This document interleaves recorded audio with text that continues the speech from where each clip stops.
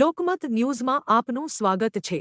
વડોદરાના કલાલી રોડ ઉપર આવેલી વિસેન્જા મેરીગોલ્ડ કોઓપરેટિવ સર્વિસ સોસાયટી લિમિટેડમાં તસ્કરોએ ફરી એકવાર ચોરી કરી વિસ્તારને હચમચાવી દીધો છે।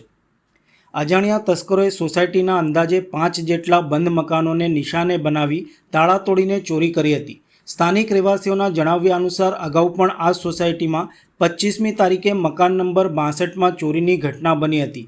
તે સમયે સીસીટીવી ફૂટેજના આધારે પોલીસે તપાસ શરૂ કરી હતી, પરંતુ હજુ સુધી તે ચોર પકડાયા નથી।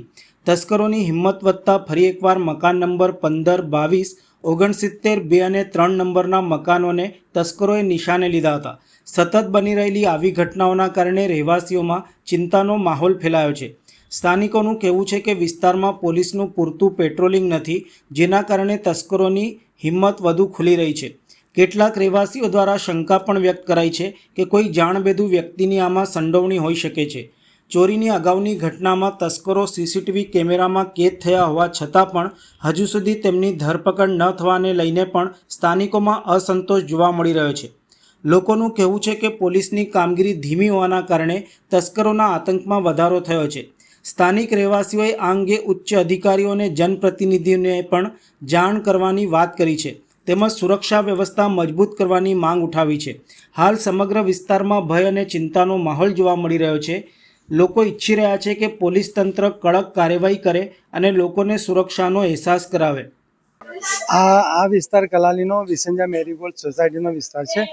અગાઉ 25 તારીખે 62 નંબરની અંદર થયું છે અને એ લોકો છે તો અમેરિકા ગયા છે અને ત્યાર પછી અત્યારે સળંગ આશ્રય બંગલાની અંદર 15 નંબરની અંદર થયું। એ સવારે મને જ્યારે જાણ થઈ અને ત્યાર પછી હું અહીંયા આવું છું તો એરા 69માં થયું છે, 22 નંબરમાં થયું છે, 2 નંબરમાં થયું છે, 3 નંબરમાં થયું છે અને કોઈ આ જાણબેધુ વ્યક્તિ આવે છે કે જે સતત અમને લોકોને બાંધમાં રાખે છે અને એનાથી બધું વાતાવરણ એટલું બધું દૂષિત થઈ ગયું છે, એટલા બધા ભયભીત થઈ ગયા છે બધા માનવો કે રાત્રે એ લોકોને સૂવા માટે પણ સપના એના આવે છે અને એ લોકો એટલા બધા ભયની અંદર જીવી રહ્યા છે કે એની અંદર ન તો પોલીસ ઓથોરિટી અમારી મદદમાં આવે છે, કોઈ કમિશનર કે આ છે તે લોકોને કશી આ બાબતમાં પડી નથી।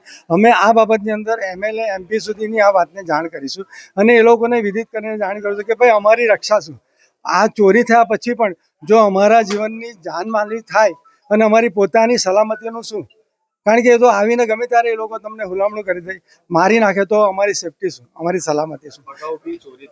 અગાઉ પણ ચોરી થઈ એ ચોરી જોઈને પોલીસે પેટ્રોલિંગ કરવું જોઈએ આ વિસ્તારમાં। એ દિવસે પોલીસ આવ્યા હતા, 3 દિવસ સુધી આવ્યા અને અત્યારે પણ હવે પોલીસ આવશે અને આ રીતે ઇન્કવાયરી કરે છે, પણ આજ દિન સુધી એ લોકો ક્યારે પણ એ લોકોને દબોચી નથી શક્યા।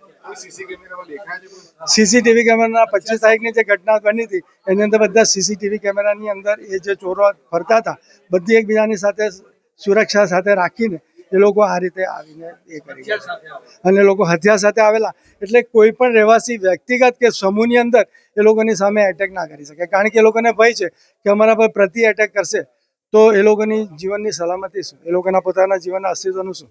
એટલે મૃત્યુના ભયથી પણ અમે રહેવાસીઓ આ રીતે એકદમ ભયભીત થયા છે, એટલે એની સામે વાર નથી કરી શકતા કે પ્રતિકાર નથી આપી શકતા। મારું નામ પ્રવીણ ચૌહાણ છે અને હું આ 63 નંબરની અંદર વિસેન્જા મેરીગોલ્ડમાં રહું છું અને હું કોસ્મો ફિલ્મ્સ કંપની છે એની CSR યુનિટ છે, એની અંદર હું ત્યાં સિનિયર ઇંગ્લિશ ફેકલ્ટી અને એસોસિએટ પ્રોગ્રામ